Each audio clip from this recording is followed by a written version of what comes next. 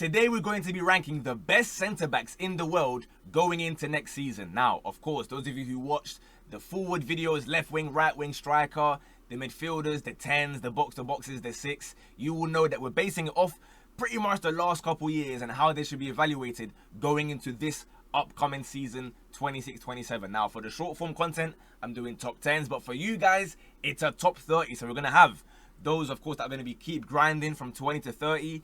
We're going to have those in the 10 to 20 range, and then we're going to have our top 10 centre-backs. Now, I will say from early, I was writing down my list, and I'll be real, there's about 40, 45 names. There are a lot of centre-backs that didn't quite make this list. So if you got any you think should have been here, listen, my bad. But I am happy with my top 10 or 15 even. The rest of them, you can argue whatever you want. So without further ado, let's tuck in. Of course, if you are new here, in fact, if you're not new here, but you've been watching thinking, yeah, you know what?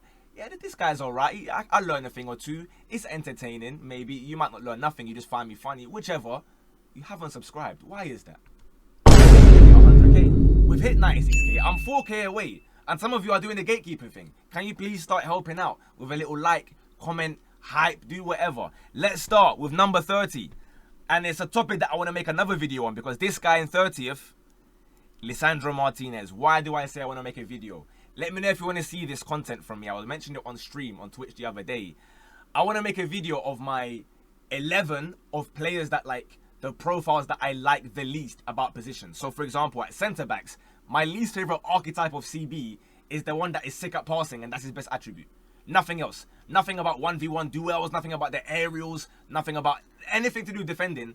You tell me a centre-back, his best attribute is long-range diagonals. I despise that. And obviously, he's someone that because he'll get an assist or some back post goal, they're going to gas him up, but then you watch him get bullied time and time again. And ultimately, availability is the best ability. This guy is rarely ever available, and he calls himself the Butcher. So that's definitely very fascinating. 30th place for Lisandro Martinez. Next up, this one is not necessarily like a slander one, but it's more of like a yo, you know, again, keep grinding. There you are, Jan Bisek of Inter. Obviously, we know the Serie A teams, they are notorious for, you know, some of them anyway, playing 3-back. We are yet to see exactly what he's like as the main guy, but from what we've seen so far, so good, right? Again, he's young, so let's see what happens in this upcoming year, but I don't think his portfolio is enough to necessarily get him super high up just yet. But again, very impressive. Next up, we have a former Arsenal defender now currently at Porto, Kiwior. Now again, I mentioned the last couple of years because obviously we know at Arsenal he was that rotation kind of guy. There was the year that I think was it Saliba was out or Gabriel. No, I think Gabriel was out rather. He went in, pocketed Mbappe pretty much, you know, by himself. Done really well there. Went to Porto where they had a really good clean sheet record. Rarely conceded goals. So obviously, you know, big ups to him. Again, keep grinding. Like, wasn't quite enough to make it at Arsenal. You're going to see it from this list. People were asking where are the Arsenal players in the forward list or whatever. Couldn't really put many of them in. But this list here, you're going to see quite a few Arsenal faces. So it's going to be a very greedy one. In fact, we're going to see one right now because next up, we have Christian Mosquera. Now, I'll be real. Ability-wise, again, he might be higher. But similar to what I've said with Bisek, it's kind of early days, right?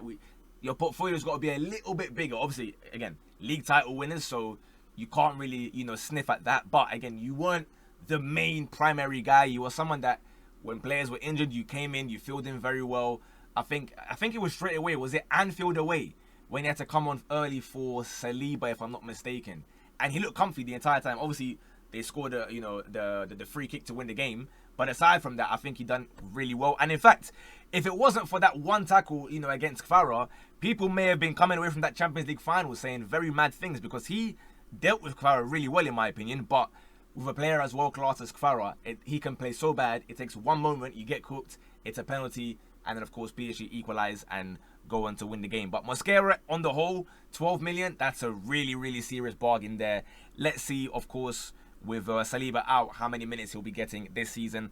Next up, we've got Vuskovic. Now, I'll be real, it's a little bit early, but I wanted to put him in here because I want to say from early that Brighton definitely won in this deal. The whole like Van Hecke thing. I've got Vuskovic ahead now. I'm not going to say I was sitting there watching Hamburg, you know, far from it. But already what little we've seen in the last, well, when was the World Cup? June, July, whatever. The last 3 months, I've seen enough to say, yeah, you know what? You can make it here. Next up, someone that was meant to be his teammate, Van de Ven, and this is someone that's fallen off heavily. this is someone that I used to rate super highly, man. I liked Van der Ven a lot, you know, but unfortunately he's evidently too fast for his own hamstrings. And even when he's fit, sometimes I'm looking at him, I'm thinking, bro, you do panic a little bit too much. It's like your brain is now starting to move even faster than your legs. You're just kicking things out. No time to just calm down, be composed, you know, find a teammate, find your six. Now, granted, the midfielders, they're also, you know, treating the ball like a bomb, so I understand why they don't want to trust each other. But, yeah, I'm not too overwhelmed. And many a time you see him in those clips of just getting folded up like an ironing board, or twist up by, I think it was Isaac the year before. So, yeah, keep grinding. I think there's a player in there, but need to show it a lot more this upcoming season. One that might surprise you, Joan Gadu. Now, I've put him in keep grinding because many of you might have no idea who he is. But I recall from the Club World Cup a year ago, I saw this guy and I'm thinking, bro, this guy's going to the top. This guy is fantastic.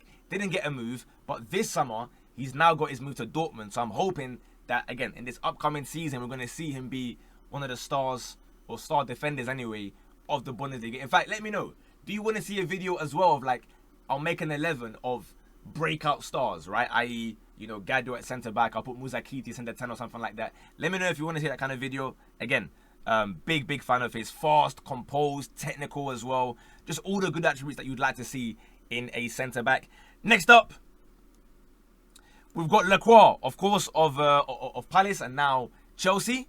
A good centre-back. Someone who, hey, his debut was very nice. He got an assist, of course, against Fulham, away from home. That, you know, the wide fake shot thing.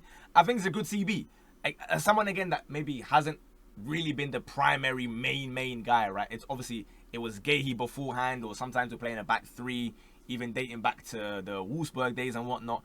Very quick, again. But let's see now at Chelsea, going into this season, if he can, you know, start cementing himself in that top 15, 20 kind of conversation with time. Another massive drop-off. Maybe the hugest drop-off of the entire list. Dean Huijsen. You need to keep grinding, bro. Stop doing this chill guy. It's 2026. Get your hands out your pocket and start playing at the centre-back that Real Madrid paid 50 odd or whatever million it was. I forgot the actual price tag from Bournemouth. Because at Bournemouth, everyone rated you. Everyone said you're the guy. We're not seeing you internationally.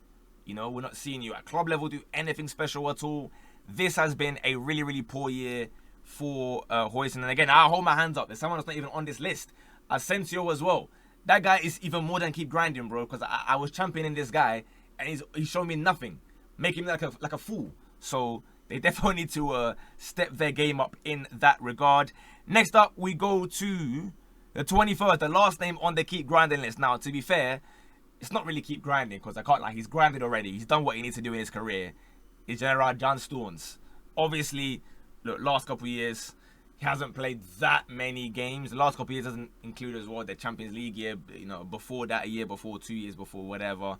Obviously, become a bit more of a bit part player. He's now at Inter. But again, to be fair, maybe it is keep grinding because, again, we always say you go to Serie A, you lose about 7 years. So he's now back, entering his prime. So we can maybe now see John Stones come back into our top 20 this upcoming season. Now, up next, this one might cause a bit of controversy or anger or upset. But again, hey, listen, one thing I'll always say, these are just my opinions. You guys are free to have your opinions. Let me know what you think is good or bad or whatever. One thing I'll always say is, when you start arguing a point and then you call other people biased, look towards yourself and say, is it only fans of my club saying this? Why does everyone else disagree? And that's why I say in 20th place, I've got Eric Garcia. Again, don't get me wrong. Listen, to be one of the top 20 centre-backs in the world, you're a good centre-back, right? There's no bums in a top 20, you know, in the world. However, I just don't think he's, again, not really the main guy at any point. You are someone that, like, I look at and I trust you alone, right? If I could put, like, some random bum next to you, can I trust you to kind of carry as well? You're just a good, like, a steady Eddie. And there's nothing wrong with that, right? You don't have to just be, like, a world beater every time. It's not got to be, you know, PK and Ramos or whatever. You're a good dude who makes guys next to you, you know, feel comfortable as well, which is a very positive attribute. But, again, I don't look at him as, like, essential to club or country. And obviously at club, you know, I do feel as though often maybe we overlook some of the flaws because Joan Garcia in goal is so incredible. We have seen it, again, I know it's a high line, but we see so many times where they get in behind Eric Garcia, they have a shot, it should be a goal. Juan Garcia is just pulling off miracle Spider-Man saves. But regardless, he is still, of course, a top 20 CB. Next up, we're staying in Spain, but with their rivals now. Another bit of a drop-off. Very, very topsy-turvy, this guy. Ibrahima Konate. I don't understand this guy, bro. Sometimes I look at him and I think you are a top 5 CB in the world, like, on your day. But his day is so few and far between. And then his other days, when he's not that, he's like a bottom 10 CB. So I kind of have to decide, all right, I can't put you up, but I can't put you on keep grinding. You are really good. Had a decent debut from Madrid as well. He's played one game so far, or that I've seen anyway, sorry, in the league. So, you know, fair enough. Let's see what happens this upcoming season. Next up, another one that's on a brand new club in Madrid, Christian Romero. Similar one where I feel as though maybe I'm just being gaslit sometimes, where I just don't see what everyone sees. Again, he's a good centre-back. Don't get me wrong. Again, you're in the top 20, so you're going to be a good centre-back. But the way guys will talk about him, you'd think he was like some once-in-a-lifetime generational, you know, CB or something, or he should be the next centre-back to win a Ballon d'Or after Cannavaro or something. He's decent. For me, far too rash, hot-headed. CBs like that, at your big age as well, I can't really get behind relying on them and trusting them, you know, long term in a 50, 55 game season. That is why he is not very high up. But hey, listen, he might fit that team like a glove. Next up, someone who helped his team, you know, achieve a lot in terms of people thought they were going to be, you know, relegated, but he's put them not on his back because again, there's a, you know, number 10 at this team that's been great as well, but fantastic in defense. Murillo is going to be our player in 17th. I like this player a lot. Again, I've been saying I think he should be the Leacher replacement at United, or really and truly any, you know, big 5 club that is not Arsenal, because we're going to get to Arsenal shortly with how many, you know, greedy CBs they've got. I think he could do a job for any of the other dudes, or I'm not City as well, I suppose, to be fair. But the likes of Chelsea, the likes of United in particular, Liverpool need a CB as well. I would go there. I like him a lot. Very strong, wins his duels, defends his box again like his life. Like someone that loves defending. That's someone that, of course, you have to respect highly. Next up, we're going to City. We're going to Ruben Dias, 16th. You missed out on our 5 honorable mentions. Listen, if it was about the quality of, you know, the females that you're interacting with, by all means, you can have a top 5, top 10 spot. But that doesn't hold any weighting in my particular top 10 list. And unfortunately, I do believe, let me know if you agree or disagree, I think he's kind of being carried by the weight of his reputation, in that when he first arrived at City, he pretty much changed that entire backline, right? When he came to England, and then City, you know, the winner of the league, he was the guy at the back. I think he's been really error-prone recently, and he hasn't been, again, putting up the same numbers in terms of appearances and whatnot and minutes. But again, he's still enough to be a top 20 centre-back. So there we are. Now we get into our honourable mentions that just miss out on our top 10. We're going to someone that also was at City, that I believe is better than him even right now. I'm Eric Laporte. He has shown in that last World Cup that you can make it back from the washed up Saudi League teams. You know when they say, and then they show like Ronaldo Al Nassr, they will show like Sadio Mane Al Nassr, they'll show Firmino in Al Ali or whatever team he's at, then they'll be putting Laporte. But at that World Cup, he was really good. And obviously last season, you know, he went back to Bilbao after leaving Saudi. Didn't play a crazy amount of games. But again, the quality, I think going into this season, playing La Liga again now for the second year in a row, I think is enough to get him in that top 15. Because at the World Cup, he was, you know, much higher than top 15 anyway. That's what I'll say for him. Another one that has come back, but he hasn't gone to Saudi. This guy came from injury. Bremer. Someone that was highly, highly rated, what was it, 2 years ago, 3 years ago, prior to the big injury. Last year, he came back, I think he made like 20, 25 league games or so, or I can't remember the exact number, but getting there slowly but surely. Of course, scored the winner in the opener against Frosinone to win 1-0. We're going to start seeing, you'd like to think for his sake, the levels of Bremer that we were expected to see 2-3 years ago prior to the injury, and then perhaps he can move up this list. But for now, he will be there. 13th, we're staying in Serie A. Another one that might be viewed as controversial, Bastoni. He has dropped off massively. Again, I mentioned it was Dean Huijsen with a massive drop-off. Bastoni as well, massive drop-off. Because let's not forget, There's a reason why Italy weren't at the World Cup, and he was a big part of that. Like, genuinely embarrassing, disgraceful even. And you mentioned embarrassments and disgraces. He was part of the most embarrassing and disgraceful Champions League final we've ever witnessed. A 5-0 loss in a Champions League final is very dark. And I think the thing with him, again, similar to I mentioned for Ruben Diaz, right? Because he was so cold previously, and people maybe don't watch as much, you're kind of meant to assume, oh yeah, Bastoni, yeah, he's cold, sick passing, bro, what a CB. But then you see him get cooked quite often, or make dumb decisions, and be getting the cards and the bookings, and you're thinking, I don't really know if this guy's meant to be, a top 10 CB playing in a back four anyway. So yeah, for me, he dropped down massively. But again, let me know your thoughts if you agree or disagree.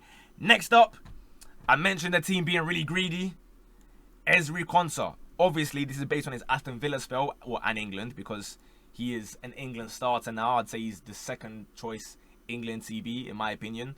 Aston Villa, one of their captains, McGinn, Konsa, whatever, Amenyah as well. I don't really know who's their captain, bro. It changes like every few weeks. But I'd say he was their best defender as they went and won the Europa League, the Emery specialty. So, again, big ups to him. He's got his move to Arsenal.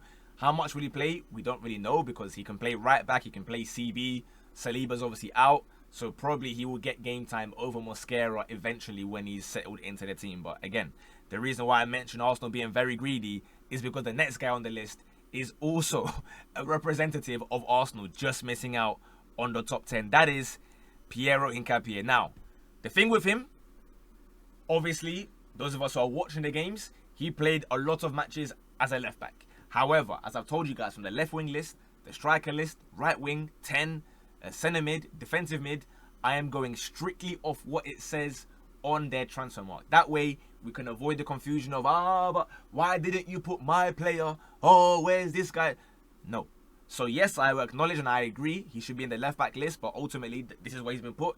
He has played multiple games for, I was about to say for Ghana, what the hell? For Arsenal, as a centre-back, and I think he's been really good. Again, had that, invincible year of Leverkusen, plays for Arsenal, won the league, put his cheeks on the line to win the league as well. Fair play to him.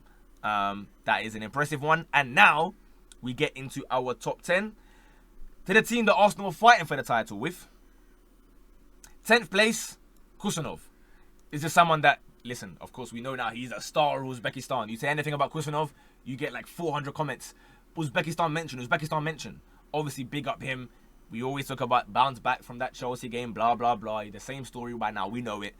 Very rapid, right? His recovery pace was crucial for City many times last season. Again, sometimes can maybe get caught ball watching, or other times attracted to the ball too often where he vacates space behind him. But a young centre-back, you're going to have these errors that you got to, iron out slowly. But like I say, that recovery pace has saved City enough times to warrant a top 10 spot. And speaking of saving City, at the other end, it is Gvardiol up in 9th place. He has saved City on numerous occasions with his goal scoring, moving like a striker in the other box, bro. Or something I can't believe what I'm witnessing. Just his goal to win it against Bournemouth in the opening day, just this last weekend. I'm thinking, bro, how are you doing a turn and finish? In fact, is that his weak foot as well? I'm pretty sure. That was a right foot, like across goal.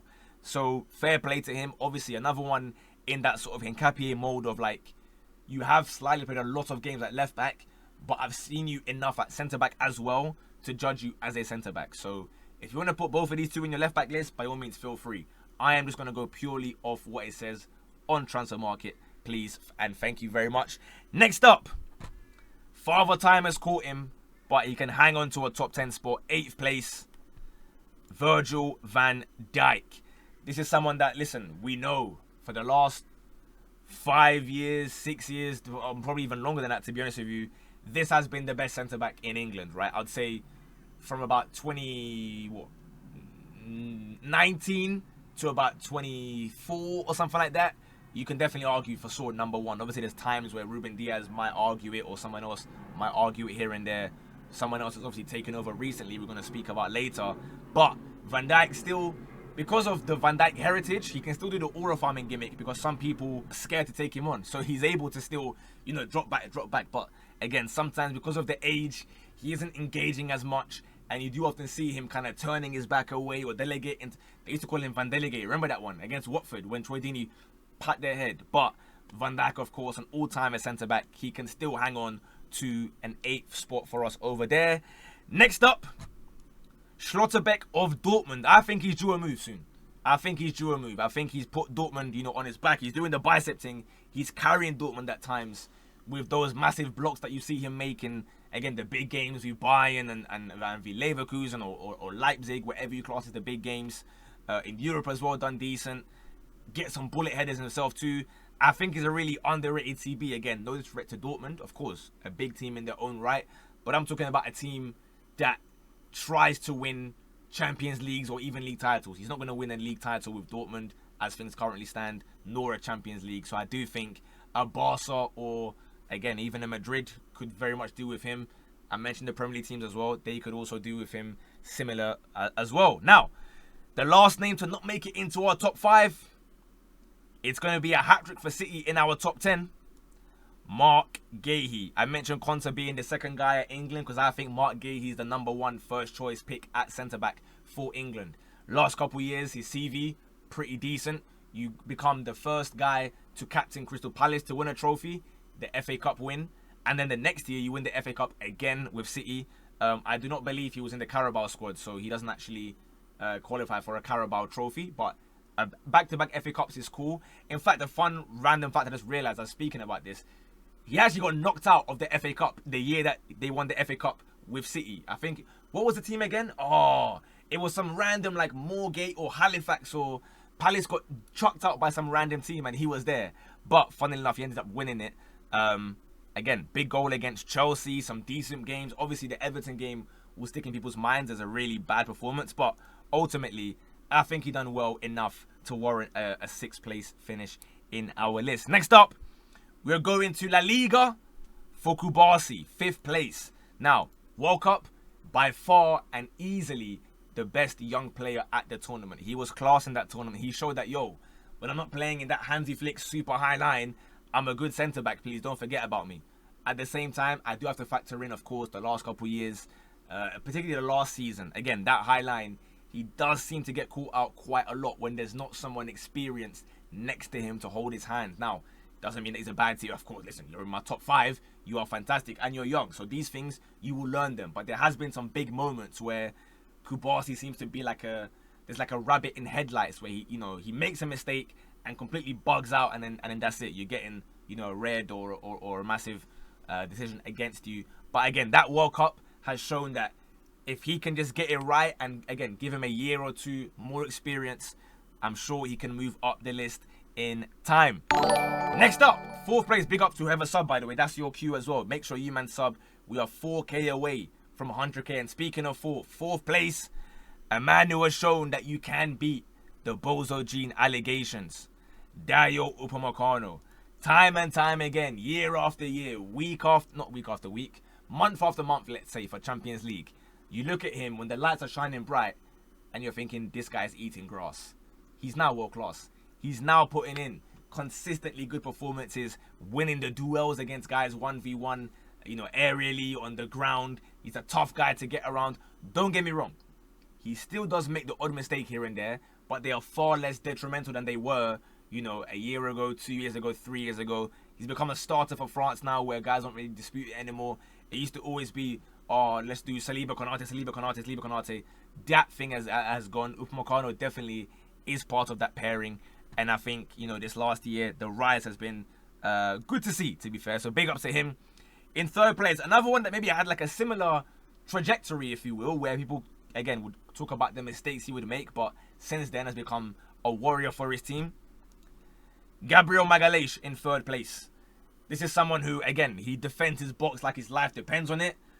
He's ironed out those mistakes that used to haunt him in like 21, 22, 23. Year on year, I think he gets better and better. And of course, in the last year and a half, you have to factor in his inevitability in the other box when it comes to corners, just flying in, jumping over entire towers and universes and whatnot to head home is a big reason why Arsenal won the Premier League and obviously got to the Champions League final. Obviously, he missed a penalty.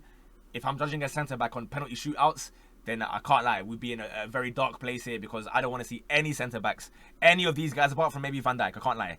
Anyone here, I don't want to see you taking pens, unless your name is Van Dijk. He's got some cold penalties. Well, actually, he's had some, some iffy ones as well. So in general, I'm not going to judge them based on missed penalties. But obviously, again, big ups to him. A real leader there as well. Like someone that takes pride in clean sheet upon clean sheet upon clean sheet, week in, week out for Arsenal. Second place, we're going to a man who's just won his second Champions League. It is Pacho of PSG.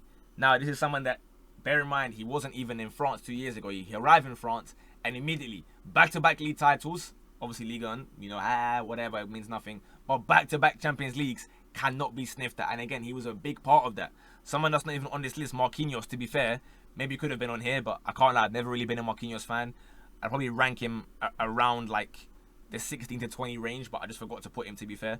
But I think Pacho's been the main guy clearly as well. Rarely makes mistakes. Now, one thing I will say, be very wary, because 26 August I'm making this video. The last 2 times I've watched Pacho, he's looked a little bit shaky, right? Majo obviously had him in a headlock, Aston Villa PSG Super Cup, and then just now against Rennes, I can't lie, he was getting ran ragged. Now, I didn't watch the Super Cup they lost to Lens, so I'm not sure if he was at fault or not, but we're going to put it down to World Cup tax. World Cup fatigue for now. But Pacho has been a fantastic centre-back for PSG and for Ecuador as well. But I think now it's become pretty obvious in the last half a year or so, the best centre-back in the world is William Saliba. Guys, I haven't seen a Frenchman look this comfy in England since William the Conqueror pulled up back in 1066, for those of us who remember. This guy, I mentioned Ligue 1, whatever. He was Ligue 1 Team of the Year, centre-back, moved to England, and then won it 4 straight years in a row. That is ridiculous. And it's got to the point where, because other CBs, right, the things they do, for example, let's say like, a Gabriel or whoever else, their defensive actions are loud, they're in your face. You say, oh, what a block, what a clearance. Saliba does things so easily without even getting a bead of sweat on his forehead that you don't even notice it. It's so calm and composed without even breaking sweat. And he's becoming, honestly, I'd argue, somewhat underrated. But again, big CB, really consistent. You can't really point to many stinkers. There's the odd 10 minutes in games where like a really physical CB will rough him up a little bit. But from the 90 minutes, the rest of the game, Saliba normally comes out on top. I do believe he is the best centre-back in the world. How far he can go, who knows? Obviously, for me, it's Terry and Rio at the top 2 for the Prem. Van Dijk, can be up there as well. But if he stays at Arsenal, I do believe, and he wins them a few more or a couple more titles, there can definitely be some conversation to be had. So guys, that is my top 10/top 30, even, if you will. Let me know your thoughts, anything you change. By the way, those of you that have watched it this far, does my mic sound different? I thought I'd go through the whole video before I ask you guys. I've got a new mic, but I haven't set up the settings yet, so maybe I got to fix it a little bit. But do I sound a lot more crisp or clear, or is it still a little bit Let me know. Have a wonderful day. I'll catch you guys tomorrow late night, by the way. I'm going to be out on shoots all day, but I'll be reacting to the Champions League draw tomorrow late night. So all the best. Enjoy. Good luck. In a bit. Bosh.